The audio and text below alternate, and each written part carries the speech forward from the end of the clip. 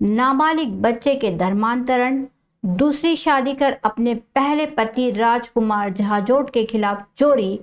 के मामले के साथ फर्जी शादी का मामला अब तूल पकड़ते जा रहा है, जिस पर पीड़ित राजकुमार झाजोट ने मीडिया के सामने आकर संभाग आईजी और पुलिस अधीक्षक मंदसौर से गुहार लगाई और अपनी पीड़ा सुनाई है। जानकारी देते हुए पीड़ित राजकुमार झाजोट ने बताया कि रानी बेग और मैं राजकुमार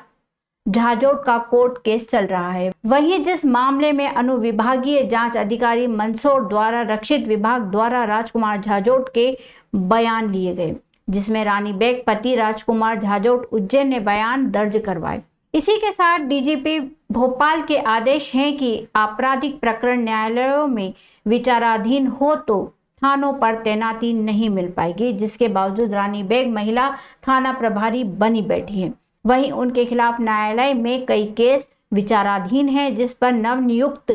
पुलिस अधीक्षक मीणा जी रानी बेग को बर्खास्त करें, यही गुहार राजकुमार झाजोट ने मंदसौर एसपी से लगाई है। मेरे और रानी के बीच में जो पिछले 2-3 साल से जो ये चल रहा है धर्मांतरण का केस और बिना तलाक लिए शादी का, इसके संबंध में मुझे कल वहाँ पे मंदसौर में बुलाया गया था। एसडीओपी कार्यालय अनुविभागीय कुछ जांच बैठी है रानी बेग के खिलाफ, जिसमें बिना तलाक लिए शादी के बारे में उन्होंने मुझसे जानकारी ली, बच्चे के धर्मांतरण के बारे में जानकारी ली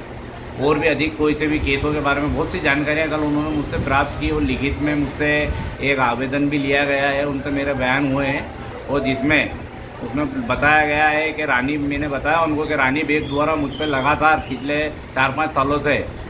विभाग को ना बता के कई प्रकार के ऐसे केस लगा रखे हैं, जिसमें असत्य दस्तावेजों के आधार पर उन्होंने मुझ पर केस लगाए। सुसरी रानी पिता मुशर्रफ बेग, जबकि रानी पति तारिक हुसैन है, उसकी समग्र आईडी में रानी पति राजकुमार झांझोट है उसकी समग्र आईडी में। अगर वो रानी पति तारिक हुसैन लगाए या रानी पति राजकुमार झांझोट लगाए, पर अब ये केस लगाने में रानी पिता मुशर्रफ बेग सुसरी, तो मुझे भी इसके विषय में उनसे चर्चा करी, तो इस विषय में उन्होंने जानकारी दी है मुझे कि उनने विभाग से किसी भी प्रकार की कोई परमिशन नहीं ली है, मुझे आकारण ही परेशान करी। झूठा केस, जैसे एक चोरी का केस लगाया था उन्होंने मुझ पर,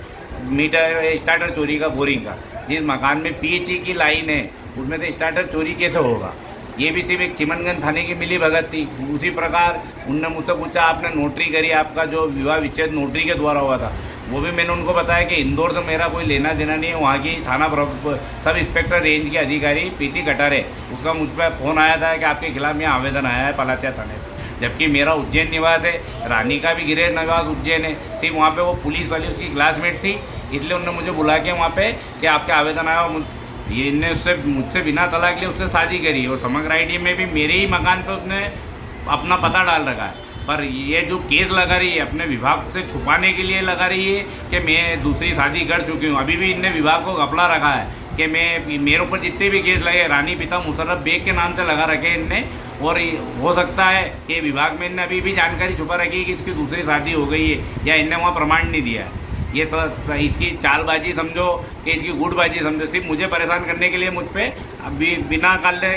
बेफजूल के केस लगाती जा रही है। मैं आए दिन कोर्ट में रहता हूँ, मैंने ये बात कई बार कही थी। अब कल मुझे विश्वास है कि मेरे जो बयान हुए हैं उस पर कई नया एसपी जो आए हैं इसको संज्ञान में लेके मुझे न्याय मिलेगा, क्योंकि डीजीपी का आदेश है कि जितने भी आपराधिक प्रवृत्ति के अधिकारी है उनको ना थाने पर रखा जाए ना लाइन टोने से बर्खास्त किया जाए। किस प्रकार के न्याय की गुहार लगाते हैं आप? मैं तो ये चाहता हूँ निष्पक्ष जांच हो, वो इसमें दोषी है अगर रानी तो उसे तुरंत महकमे से बाहर कर मुझे न्याय दिलाया जाए।